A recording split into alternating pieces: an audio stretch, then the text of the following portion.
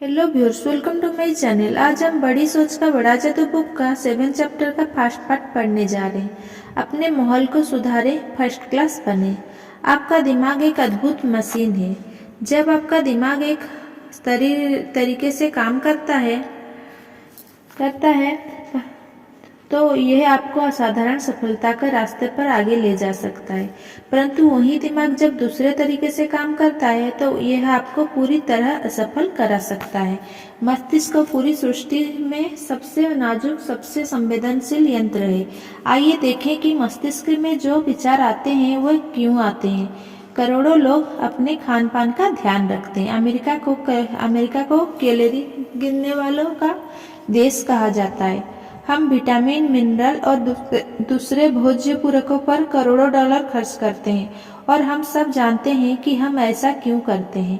पोषण पर हुए शोध से हमने ये जाना है कि शरीर को हम जो आहार देते हैं उसका शरीर पर अच्छा या बुरा प्रभाव पड़ता है। शारीरिक स्टेमिना, बीमारी से बचाव, शरीर का आकार, यहाँ तक कि हम कितना लंबा जिएंगे, इन सब का संबंध हमारे खान पान से होता है।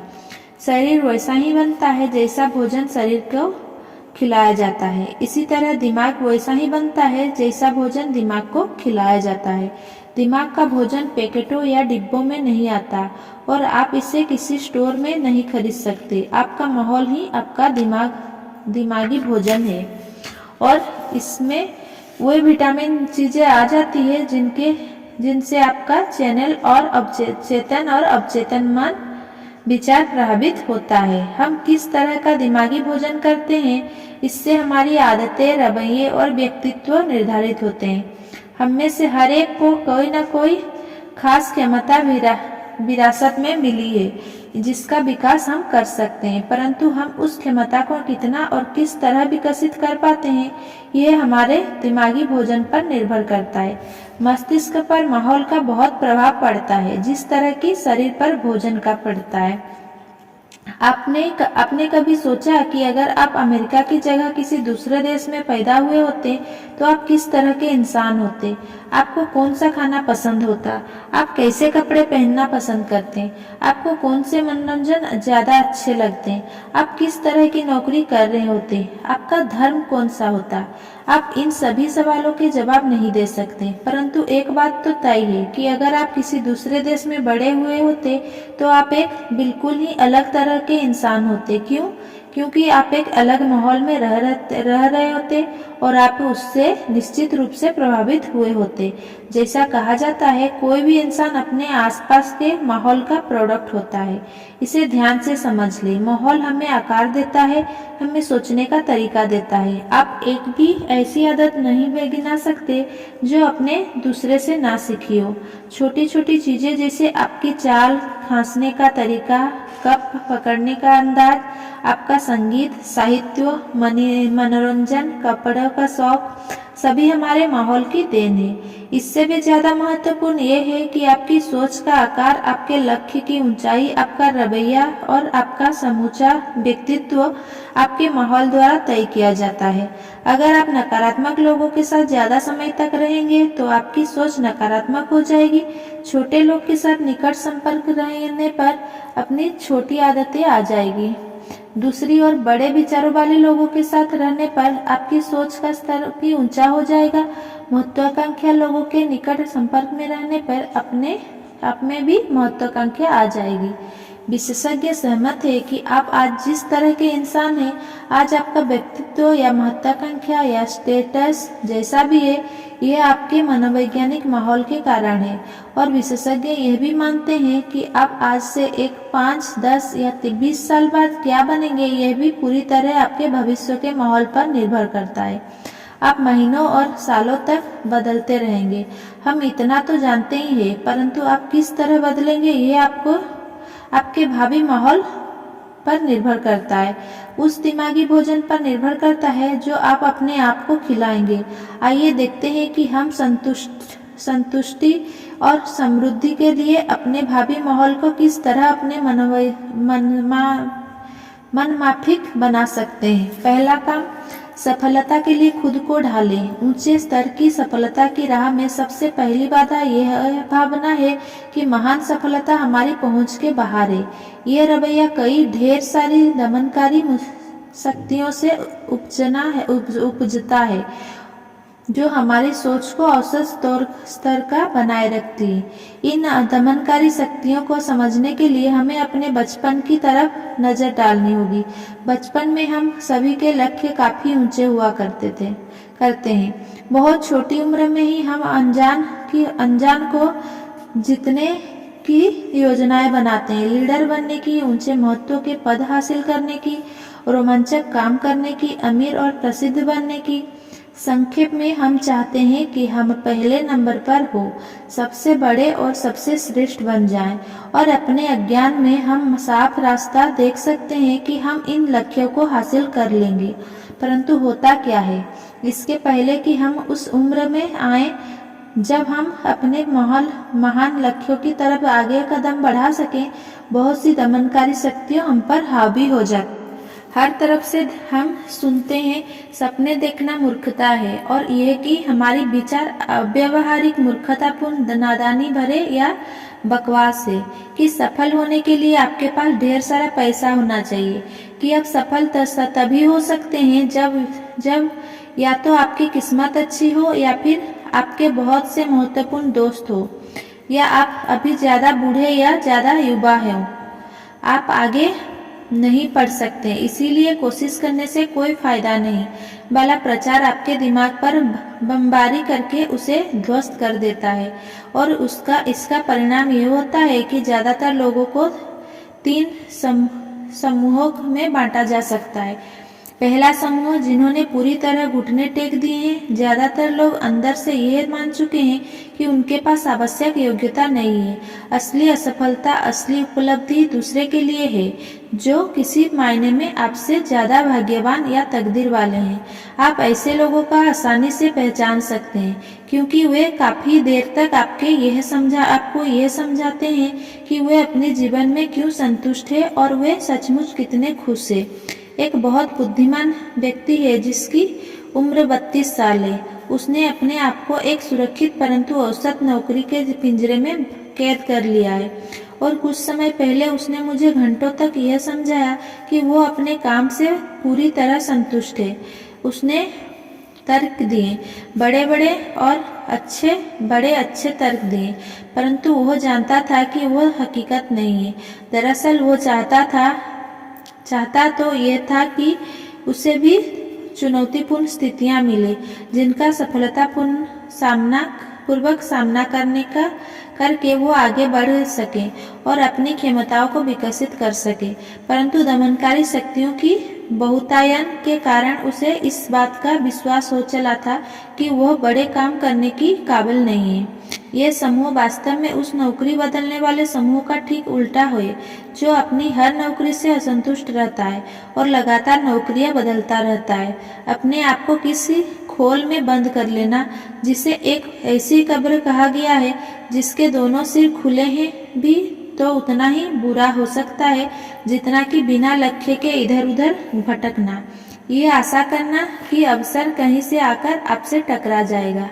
दूसरा समूह, वे लोग जिन्होंने आंशिक रूप से समर्पण किया है। दूसरा परंतु कुछ छोटा समूह वयस्क जीवन में जब प्रवेश करता है तो उसे सफलता की काफी आशा होती है।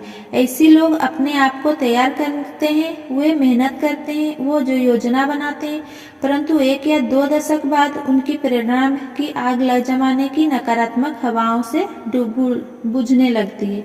ऊंचे पदों के लिए प्रतियोगिता करने का उनका उत्साह ठंडा पड़ने लगता है। यह समूह तब फैसला करता है कि महान सफलता उनकी पहुंच के बाहर है। वे यह तर्क देते हैं, हम औसत व्यक्ति से ज्यादा कमा रहे हैं और हम औसत व्यक्ति से बेहतर जिंदगी गुजार रहे हैं। हम हमेशा कल्लू के बैल की तरह क्यों जुटे रहें। वास्तव में इस समूह ने भी अपने भीतर कुछ डर बिठा लिया है। असफलता का डर, सामाजिक निंदा का डर, असुरक्षा का डर, जो है उसे खो देने का डर। यह लोग संतुष्ट नहीं होते क्योंकि अंदर से वे जानते हैं कि उन्होंने समर्पण कर दिया है। इस समूह में कोई प्रतिभाशाली बुद्धिमान लोग होते हैं जो जिंदगी की राह में सिर्फ इसीलिए घिसटते हुए चलते हैं क्योंकि वे खड़े होकर दौड़ने से डरते हैं। तीसरा समूह, वे लोग जिन्होंने कभी समर्पण नहीं किया। यह समूह जिसमें शायद 2 या 3% लोग ही आते हैं, अपने दिमाग में निराश को कभी हावी नहीं होने देता। ऐसा व्यक्ति दमनकारी शक्तियों के सामने समर्पण नहीं करता। वो घुटनों के बल चलने में विश्वास नहीं करता। इसके बजाय वो लोग सफलता की सांस लेते हैं, सफलता का जीवन जीते हैं। ये समूह सबसे सुखी होता है वे क्योंकि इसकी उपलब्धियां सबसे ज्यादा होती है। वे लोग चोटी के सेल्समैन, एग्जीक्यूटिव और हर क्षेत्र के लीडर बन जाते हैं। इन्हें अपना जीवन रोमांचक, प्रेरक, बहुमूल्य और महत्वपूर्ण लगता है। यह लोग हर नए दिन का स्वागत करते हैं, दूसरे लोग के साथ उत्साह से मिलते हैं और हर दिन का पूरी तरह आनंद उठाते हैं। हम ईमानदारी से सोचें, हम सभी तीसरे समूह में होना पसंद करेंगे। ऐसा समूह में जिसे हर साल ज्यादा बड़ी सफलताएं मिलती जाती है। ऐसे समूह में जहां बड़े काम होते हैं और उनके बड़े परिणाम मिलते हैं। इस समूह में आने और बने रहने के लिए हमें अपने माहौल के दमनकारी प्रभावों से जूझना होगा। अगर आप यह जानना चाहें कि आपको पहले और दूसरे समूह के लोग किस तरह पीछे खींचते हैं, तो आप इस उदाहरण का अध्ययन करें। इस समूह में आने और बने रहने के लिए हमें अपने माहौल को दमनकारी प्रभाव से जूझना होगा। अगर आप यह जानना चाहें कि आपको पहले और दूसरे समूह के लोग किस तरह पीछे खींचते हैं, तो आप इस उदाहरण का अध्ययन करें। मान लीजिए आप अपने औसत दोस्तों से पूरी गंभीरता से यह कहें, किसी न किसी दिन मैं इस कंपनी का वाइस प्रेसिडेंट बनकर दिखाऊंगा। यह सुनकर उनकी प्रतिक्रिया क्या होगी? आपके दोस्त शायद यह सोचेंगे कि आप मजाक कर रहे हैं, और अगर उन्हें यकीन हो जाए कि आप गंभीर हैं, तो शायद वे यह कहेंगे, नादान आदमी, तुम्हें अभी जिंदगी में बहुत कुछ सीखना है। आपकी पीठ पीछे वे तो यहाँ तक कहेंगे कि आपके दिमाग के पंच ढीले हो गए हैं या आपका दिमाग खिसक गया है। अब हम यह जान ले कि आप अपनी कंपनी की प्रेसिडेंट से यही बात इतनी ही गंभीरता से कहते हैं, उसकी प्रतिक्रिया क्या होगी? चाहे जो हो, एक बात तो पक्की है, वो हंसेगा नहीं। वो आपकी तरफ गौर से देखेगा और खुद से पूछेगा, क्या यह आदमी गंभीर है? परंतु मैं एक बार फिर दोहरा दूं, हंसेगा नहीं, क्योंकि बड़े लोग बड़े विचारों पर हंसा नहीं करते। या मान ले आप औसत लोगों से यह कहें कि आपकी योजना $50,000 का घर खरीदने की है, तो वे आप पर हंस सकते हैं, क्योंकि उन्हें लगेगा कि यह असंभव है। परंतु आप अगर यह योजना किसी ऐसे व्यक्ति को बताएं जो $50,000 के घर में रह रहा हो, तो उसे आश्चर्य नहीं होगा। वह जानता है कि यह असंभव नहीं है, क्योंकि वो ऐसा कर चुका है। याद रखें, जो लोग आपको बताते हैं कि इसे किया नहीं जा सकता, वे उपलब्धियों के मामले में हमेशा असफल लोग होते हैं, हमेशा औसत लोग होते हैं। इन लोगों के विचार जहर की तरह होते हैं। जो लोग आपको यह समझाना और विश्वास दिलाना चाहते हैं कि आप यह नहीं कर सकते, आपको उन लोगों के खिलाफ अपनी सुरक्षा का इंतजाम कर लेना चाहिए। नकारात्मक सलाह को केवल चुनौती के रूप में स्वीकार करें और आप उस काम को करके दिखा दें। इस बारे में बेहद सावधान रहें। नकारात्मक सोच वाले लोग को अपनी सफलता की योजना बदलने का मौका ना दें। नकारात्मक लोग हर जगह होते हैं और उन्हें दूसरों का बना बनाया खेल बिगाड़ने में बड़ा मजा आता है। कॉलेज में 2 सेमेस्टर में WW के साथ था। वो एक अच्छा दोस्त था जो आपको कभी कभार जरूरत पड़ने पर थोड़ा बहुत कर्ज दे दिया करता था या दूसरे तरीकों से भी मदद कर दिया करता था। इन अच्छी आदतों के बावजूद WW जिंदगी के प्रति निराशावादी और कटु था। उसे अपना भविष्य पूरी तरह अंधकारमय नजर आता था। उसे सफल होने का कोई मौका नहीं दिखता था। उसकी मानसिकता पूरी तरह नकारात्मक थी। उस समय में अखबार की एक कॉलमिस्ट का दीवाना हुआ करता था। यह कॉलमिस्ट आशावादी थी, सकारात्मक रवैये वाली थी और मानती थी कि जिंदगी में अवसरों की कोई कमी नहीं है। जब भी डब्ल्यू मुझे इस कॉलमिस्ट के लेख पढ़ते हुए देखता था या जब भी चर्चा में उसका नाम आता था तो वो कहता था, भगवान के लिए डेव मुख्य पृष्ठ पढ़ो, वहीं तुम्हें जिंदगी की सच्चाई नजर आएगी। तुम्हें पता होना चाहिए कि यह आशावादी कॉलमिस्ट कमजोर लोगों के दिमाग को बहला फुसाकर अपने पैसे कमा रही है। जब भी हमारी चर्चा जिंदगी में सफलता हासिल करने के बारे में हुआ करती थी तो डब्ल्यू पैसा कमाने का अपना फॉर्मूला बताता था। उसके शब्दों में फॉर्मूला था, डेव पैसा कमाने के आजकल 3 रास्ते हैं। पहला, अमीरी औरत से शादी कर लो। दूसरा, अच्छे साफ सुथरे ढंग से कानूनी तरीके से धोखा दो। तीसरा तरीका ये कि सही लोगों से जान पहचान कर लो जिनकी अच्छी पकड़ हो। डब्ल्यू हमेशा अपने फॉर्मूला को सही साबित करने के लिए ढेरों उदाहरण दिया करता था। मुख्य पृष्ठ पर छपी खबरों का हवाला देते हुए वो बताता था कि हजारों लेबर लीडर्स में से एक लीडर ने अपनी यूनियन के पैसे का गबन किया और रफू चक्कर हो गया। वो उस दुर्लभ खबर की तलाश भी किया करता था कि किस तरह एक फल बेचने वाले ने करोड़पति लड़की से शादी कर ली, और वो एक ऐसे आदमी को जानता था जिसका परिचित एक बड़े आदमी का परिचित था और इस कारण उसे एक बड़ा मौका हाथ लग गया और वो अमीर बन गया। डब्ल्यू मुझसे कई साल बड़ा था और उसे इंजीनियरिंग की कक्षाओं में अच्छे नंबर मिला करते थे। मैं उसे बड़े भाई की तरह मानता था। मैं इस बात के बहुत करीब आ गया था कि अपने मूलभूत विश्वास पर उसकी विचारधारा को हावी हो जाने दूं और अपनी सकारात्मक विचारधारा को उसकी नकारात्मक विचारधारा से प्रभावित हो जाने दूं। सौभाग्य से एक शाम डब्ल्यू से लंबी चर्चा के बाद मैंने खुद को संभाला। मुझे ये एहसास हुआ कि मैं असफलता की आवाज़ सुन रहा था। मुझे ये लगा कि डब्ल्यू मुझे नहीं समझा रहा है बल्कि अपने आप को तसल्ली दे रहा है कि उसकी सोच सही है। इसके बाद मैं डब्ल्यू को एक नए अंदाज में देखने लगा, जैसे कोई वैज्ञानिक प्रयोग करते समय किसी चूहे को देखता है। उसका बातों को मानने के बजाय मैंने उसका अध्ययन शुरू किया। मैं यह समझने की कोशिश कर रहा था कि उसकी ऐसी विचारधारा क्यों थी और उसकी यह नकारात्मक सोच उसे कहाँ ले जाएगी। मैंने अपनी नकारात्मक दोस्त को एक व्यक्तिगत प्रयोग में बदल दिया। मैं डब्ल्यू से 11 साल से नहीं मिला, परंतु मेरा एक दोस्त उससे कुछ महीने पहले ही मिला था। डब्ल्यू वाशिंगटन में एक कम तनख्वाह वाला ड्राफ्ट्समैन है। मैंने अपने मित्र से पूछा कि क्या डब्ल्यू में कोई बदलाव आया है। नहीं, अगर कोई बदलाव आया है तो सिर्फ यही कि वो पहले से ज़्यादा नकारात्मक हो गया है। वो जिंदगी में बहुत सारी कठिनाइयाँ झेल रहा है। उसके 4 बच्चे हैं और उसकी कम तनख्वाह में उनका ठीक से गुजारा भी नहीं होता। डब्ल्यू में इतना भी दिमाग है कि वो इससे 5 गुना ज़्यादा कमा सकता है, परंतु उसे यह नहीं मालूम कि इस दिमाग का किस तरह उपयोग किया जाए। नकारात्मक लोग हर जगह होते हैं।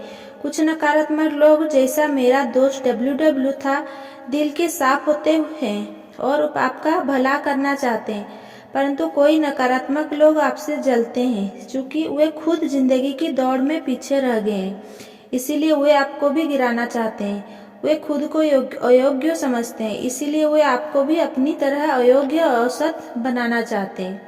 बेहद सावधान रहें। नकारात्मक लोग का अध्ययन करें, उन्हें अपनी सफलता की योजना नष्ट न करने दें।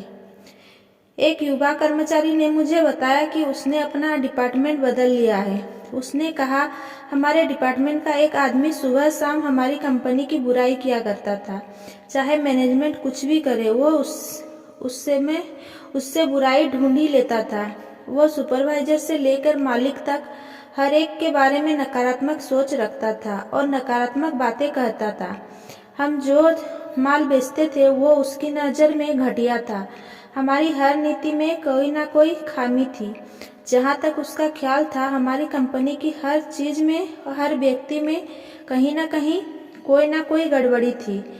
हर सुबह जब मैं काम पर आता था तो उसकी जली कटी बातें सुनकर मैं तनावग्रस्त हो गया करता था और शाम को जब मैं घर जाता था उसके पहले ही भी वो कर्मचारी 45 मिनट तक इस बात पर भाषण देता था कि उस दिन हमारे साथ क्या क्या गलत हुआ, वो दिन क्यों खराब गुजरा। मैं बहुत निरुत्साहित निराश होकर घर लौटता था।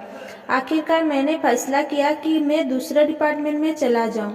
इससे बहुत ज़्यादा फर्क पड़ा क्योंकि अब मैं ऐसे लोगों के साथ हूँ जो दोनों पहलुओं पर विचार कर सकते हैं। उस युवक ने अपना माहौल बदल लिया। उसने सही काम किया है ना। इस बारे में कोई गलतफहमी ना पाले। आपको आपके संगी साथियों के आधार पर पहचाना जाता है। एक जैसे लोग एक साथ रहते हैं। सभी कर्मचारी एक से नहीं होते। कुछ नकारात्मक होते, कुछ सकारात्मक। कुछ इसीलिए काम करते हैं क्योंकि काम करना उनकी मजबूरी है। कुछ इसीलिए काम करते हैं क्योंकि वे महत्वाकांक्षी है और आगे बढ़ना चाहते हैं। कुछ सहयोगी बॉस की हर बात या उसके हर काम की बुराई करते हैं। कुछ दूसरे सहयोगी ज्यादा निष्पक्ष दृष्टि से सोचते हैं और ये महसूस करते हैं कि अच्छे लीडर बनने से पहले उन्हें अच्छा अनुयायी बनना चाहिए। हम किस तरह सोचते हैं ये हमारे समूह से तय होता है।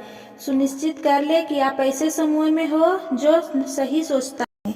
अपने काम के माहौल में कोई बाधाएं आएगी। हर समूह में ऐसे लोग होंगे जिन्हें अपनी अयोग्यता का एहसास होगा और वे आपकी राह में बाधा बनकर खड़े हो जाएंगे और आपको प्रगति नहीं करने देंगे।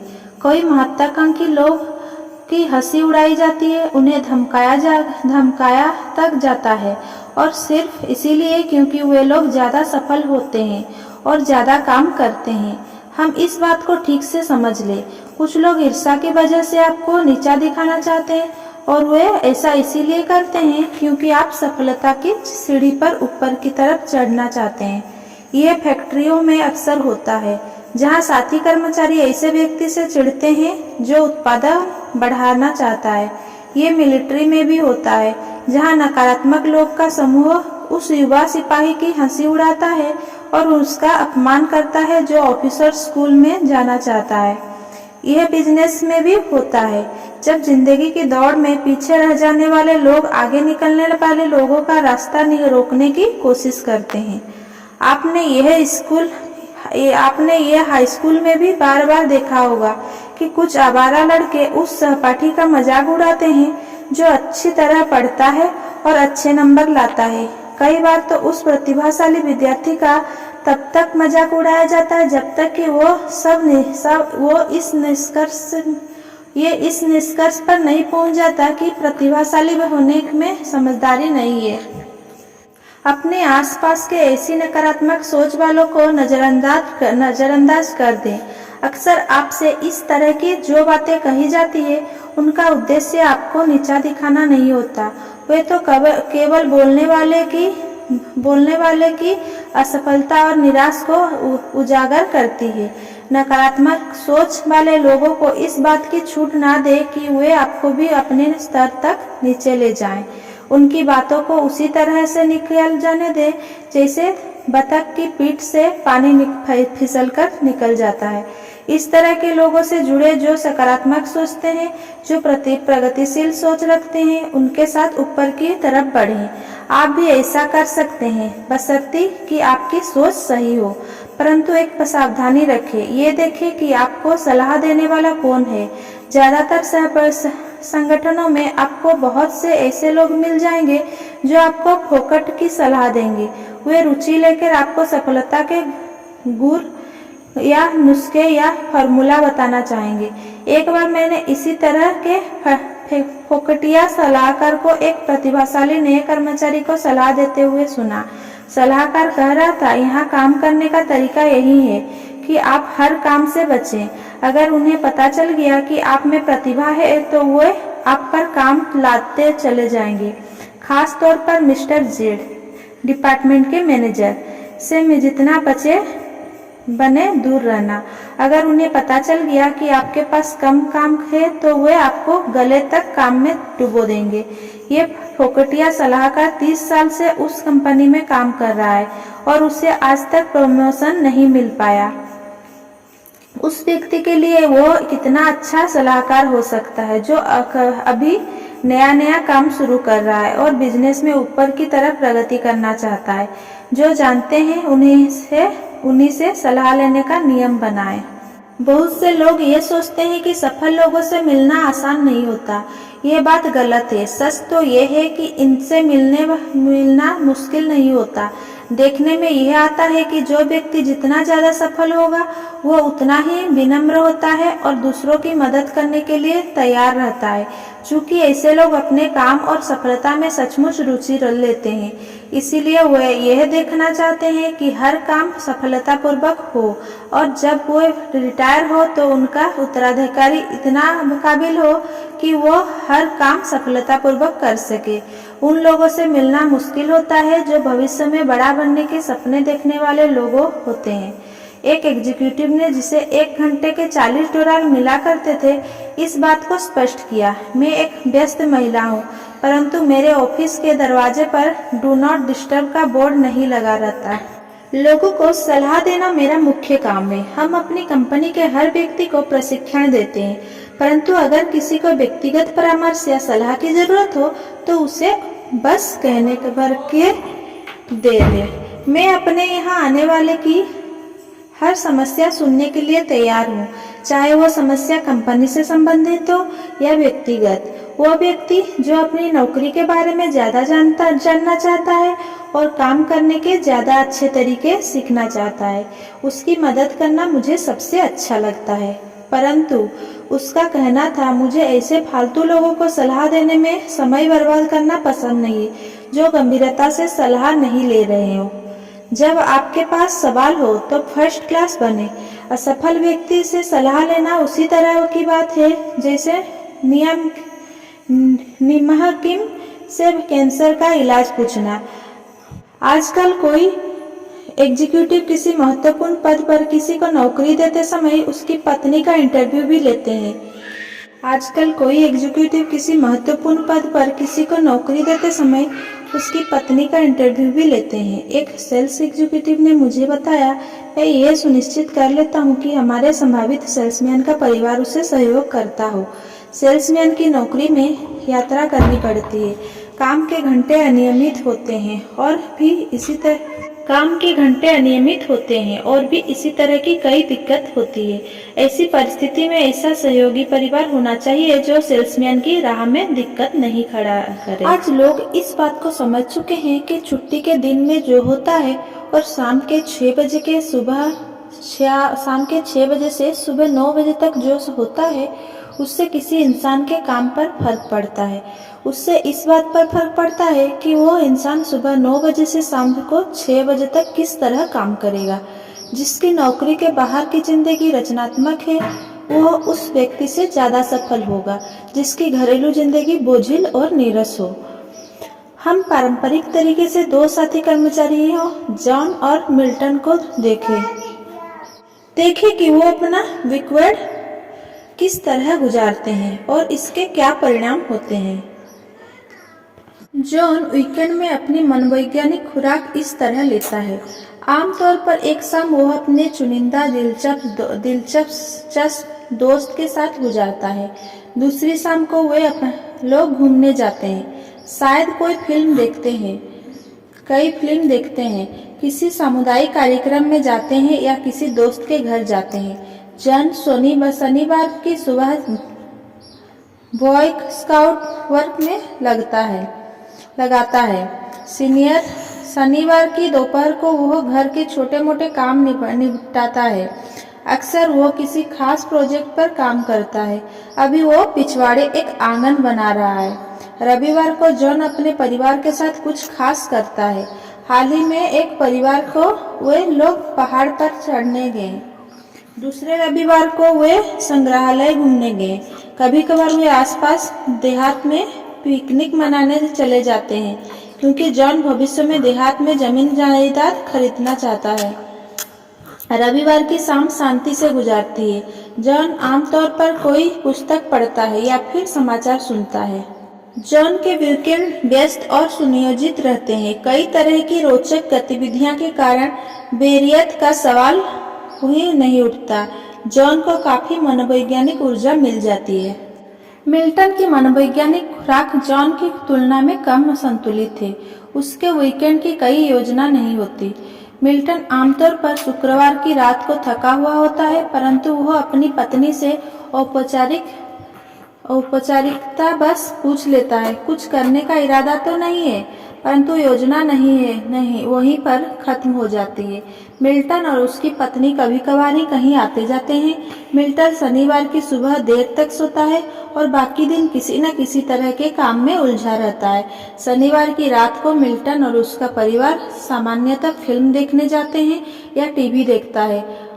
मिल्टन रविवार की सुबह का ज्यादातर हिस्सा बिस्तर में ही गुजारता है। रविवार की दोपहर में वो लोग बिल और मैरी के यहाँ जाते हैं या फिर मैरी और बिल उनके यहाँ आ जाते हैं। बिल और मैरी ही ऐसे इकलौते दंपति हैं जिनके यहाँ मिल्टन और उसकी पत्नी नियमित रूप से आते जाते हैं। मिल्टन का पूरा वीकेंड बोरियत भरा होता है। रविवार की रात तक पूरे परिवार में तनाव सा छा जाता है। उनमें कोई लड़ाई झगड़ा तो नहीं होता, परंतु घंटों का मनोवैज्ञानिक युद्ध चलता रहता है। मिल्टन का वीकेंड बोझिल, निराशजनक, बोरियत भरा होता है। मिल्टन को कोई मनोवैज्ञानिक ऊर्जा नहीं मिलती। अब इन घरेलू माहौल का जॉन और मिल्टन पर क्या असर होगा? कुछ सप्ताह में तो शायद इसका असर हमें नजर नहीं आएगा, लेकिन अगर यही सिलसिला महीनों या सालों तक चलता रहा तो उसका असर साफ नजर आएगा। जॉन के माहौल से उसे ताजगी मिलती है, ऊर्जा मिलती है, नए नए विचार मिलते हैं, उसकी सोच व्यापक होती है। वो उस एथलीट की तरह है जो विटामिन की गोलियां खा रहा है। मिल्टन का माहौल ऐसा है जो उसे मनोवैज्ञानिक रूप से भूखा रख रहा है। उसका सोचने का यंत्र खराब हो चुका है। वो उस एथलीट की तरह है जिसे कैंडी और बियर दी जा रही है। जॉन और मिल्टन आज एक ही स्तर पर हो सकते हैं, परंतु आगे आने वाले सालों में दोनों के बीच का फासला बढ़ता जाएगा और जॉन मिल्टन की तुलना में काफी आगे निकल जाएगा। मजाकिया लगे लोग कहेंगे शायद इसीलिए कि जॉन में मिल्टन से ज्यादा दम है, परंतु बात यह नहीं है। बात यह है कि इन दोनों के दिमाग को इनके माहौल ने जो मनोवैज्ञानिक खुराक दी है उसका असर इनकी नजरियों पर तो होना ही है। हर किसान जानता है कि अगर वो खेत में खाद डाल लेगा तो फसल ज्यादा पैदा होगी।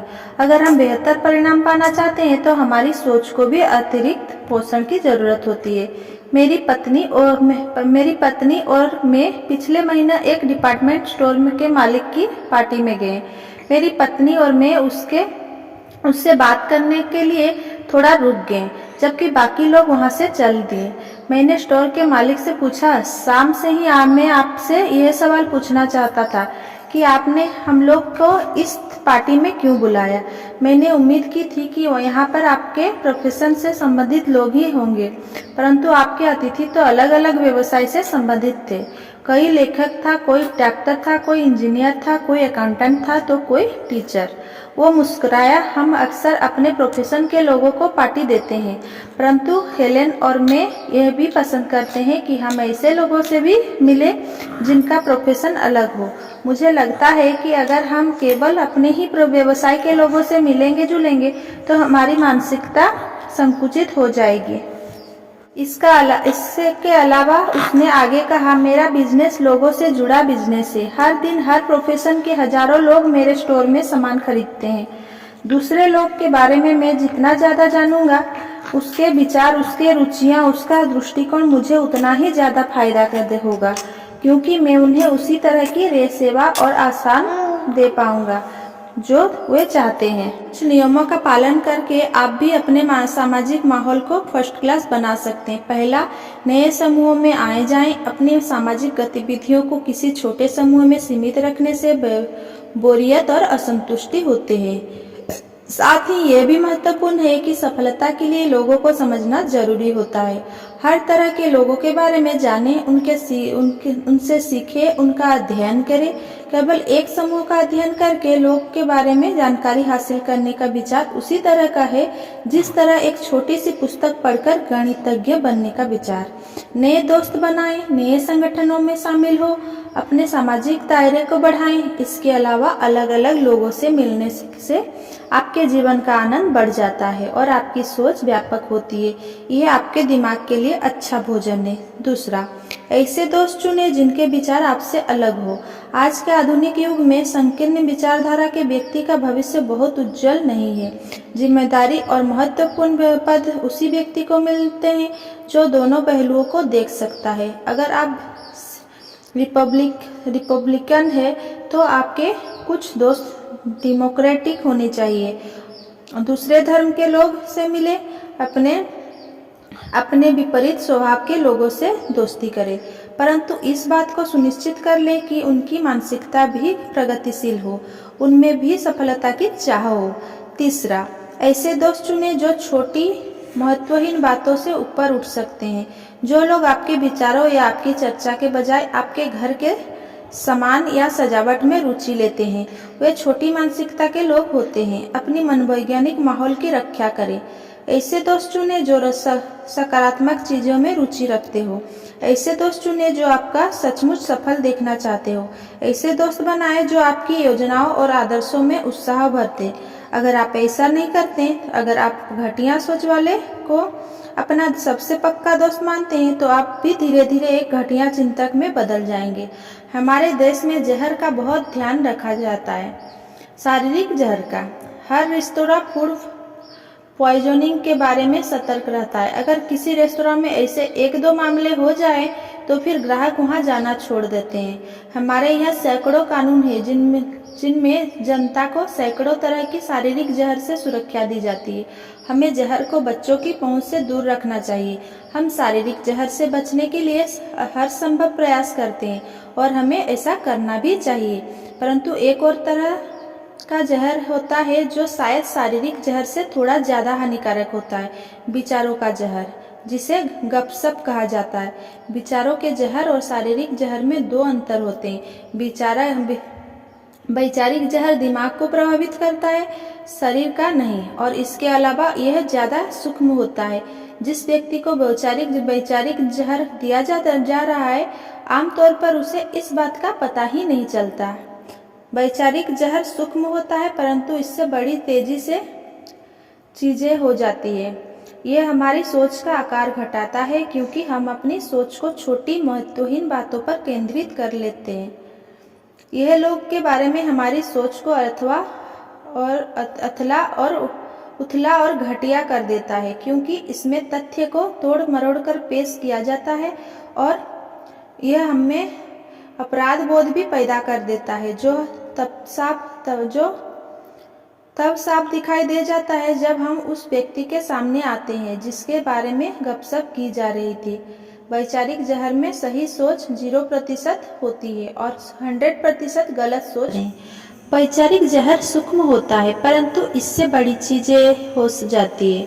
यह हमारी सोच का आकार घटाता है क्योंकि हम अपनी सोच को छोटी महत्वहीन बातों पर केंद्रित करने लगते हैं। यह लोगों के बारे में हमारी सोच को उथला और घटिया कर देता है क्योंकि इसमें तथ्यों का तोड़ मरोड़ कर पेश किया जाता है और यह हमें अपराध बोध भी पैदा कर देता है, जो तब तक दिखाई दे जाता है जब तक हम उस व्यक्ति के सामने आते हैं जिसके बारे में गपशप की जा रही है।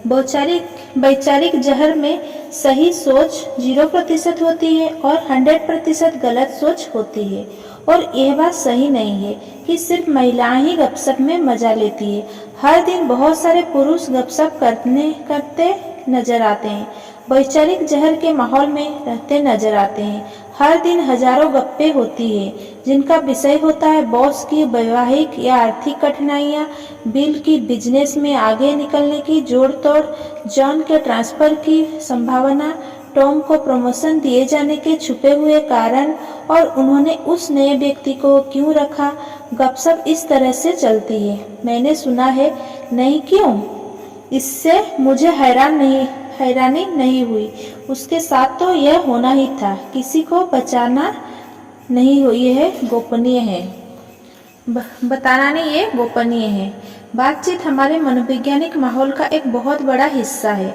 कुछ चर्चाएं स्वयं होती है, इनसे आपको प्रोत्साहित मिलता है। आपको ऐसा लगता है जैसे आप बसंत की कुनकुनी धूप में टहल रहे हैं। कुछ चर्चाओं से आपको विजेता होने का एहसास होता है, परंतु कई बार चर्चा इस तरह की होती है जैसे आप किसी जहरीले रेडियोएक्टिव बादल से गुजर रहे हो। इससे आपको बीमारी का एहसास होने लगता है, इससे आप हारा हुआ महसूस करने लगते हैं। गपशप लोगों के बारे में नकारात्मक चर्चाएं हैं और वैचारिक जहर का व्यक्ति यह समझता है कि उसे इसमें मजा आ रहा है। वह लोगों के बारे में नकारात्मक बातें सोच सोच कर एक किस्म का जहरीला आनंद लेता है। यह समझ ही नहीं आ पाता कि ऐसा करने से वो सफल लोगों की नज़रों में लगातार छोटा होता जा रहा है और उनका उस पर से भरोसा कम होता जा रहा है। एक बार जब मैं और मेरे दोस्त बेंजामिन फ्रैंकलिन के बारे में चर्चा कर रहे थे, तो इसी तरह का वैचारिक जहर का शिकार व्यक्ति हमारी चर्चा में शामिल हो गया। जैसे ही मिस्टर किलजॉय को हमारी चर्चा का विषय मालूम चला, उन्होंने फ्रैंकलिन के व्यक्तिगत जीवन के कुछ प्रसंग हमें नकारात्मक रूप से सुनाए। शायद यह सच है कि फ्रैंकलिन का व्यक्तिगत जीवन पाक साफ नहीं रहा हो, परंतु मुद्दे की बात यह थी कि हम लोग बेंजामिन फ्रैंकलिन के व्यक्तिगत जीवन पर बात नहीं कर रहे थे, और मुझे खुशी हुई कि हम लोग अपने किसी परिचित व्यक्ति के बारे में चर्चा नहीं कर रहे थे। लोगों के बारे में बोले हाँ, परंतु सकारात्मक पहलू से। एक बात अच्छे से समझ ले, हर तरह की चर्चा गपशप नहीं होती।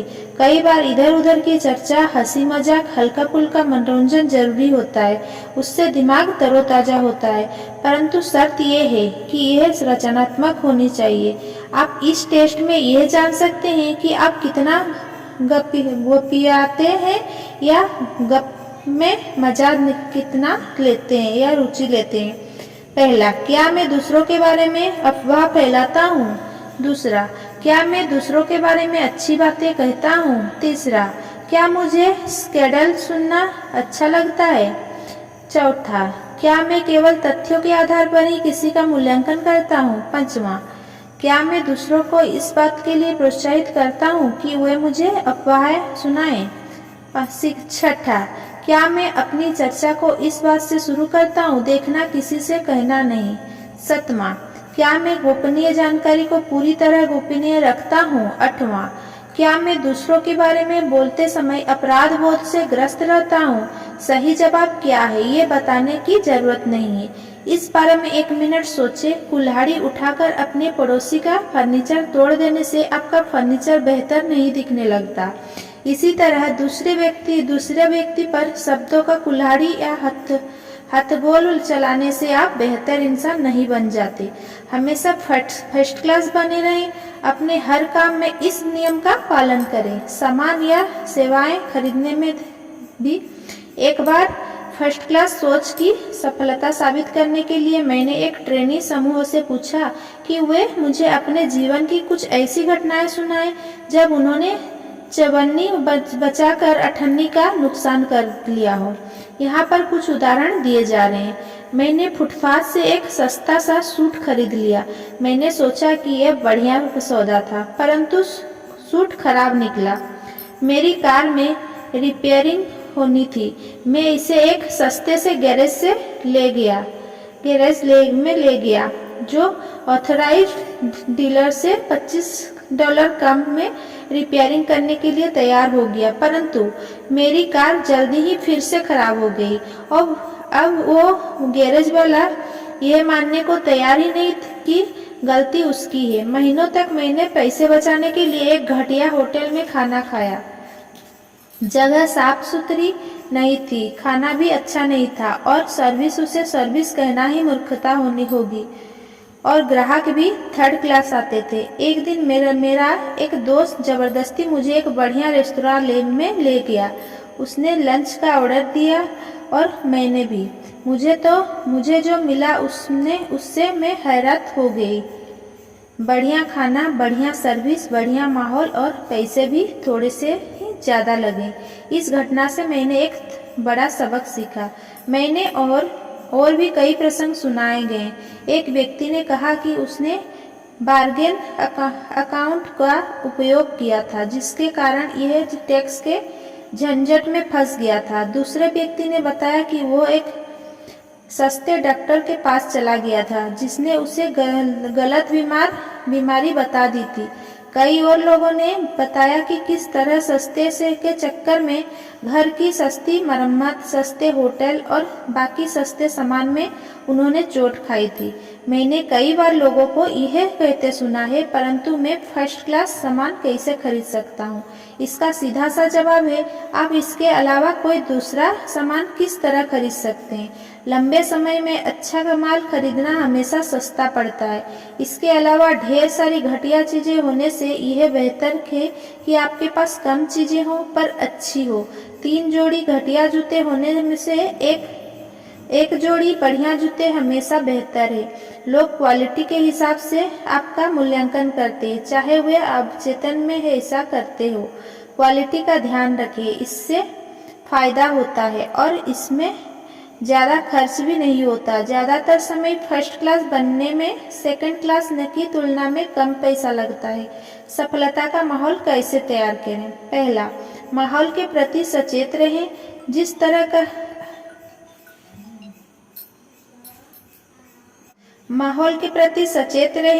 जिस तरह अच्छा भोजन शरीर के शक्ति देता है, उसी तरह अच्छे विचार आपके मस्तिष्क को शक्ति देती है। दूसरा, अपने माहौल को अपना सहयोगी बनाएं, अपना विरोधी नहीं। दमनकारी शक्तियों, नकारात्मक लोगों, आप ऐसा नहीं कर सकते कहने वाले लोगों को अपना हौसला पस्त ना करने दें। तीसरा, छोटी सोच वाले लोगों के चक्कर में ना आए। ईर्ष्यालु लोगों तो चाहती हैं कि आप आगे ना बढ़ पाएं, उन्हें खुश होने का मौका ना दें। चौथा, सफल लोगों से सलाह लें, आपका भविष्य महत्वपूर्ण है। फकटिया सलाहकारों से सलाह लेने का जोखिम ना लें, क्योंकि अक्सर यह देखा गया है कि असफल लोग ही फोकटिया सलाहकार होते हैं। पांचवा, बहुत सी मनोवैज्ञानिक ऊर्जा हासिल करें, नए समूहों में आया जाया करें, करने के लिए नए और प्रेरक काम खोजें। छठा, अपने माहौल से वैचारिक जहर को दूर रखें, गपशप से, परनिंदा से बचें। लोगों के बारे में बातें करें, परंतु सकारात्मक पहलू से। सातवां, अपने हर काम में फर्स्ट क्लास रहें। आप दूसरे किसी तरीके से काम करने का जोखिम नहीं उठा सकते। थैंक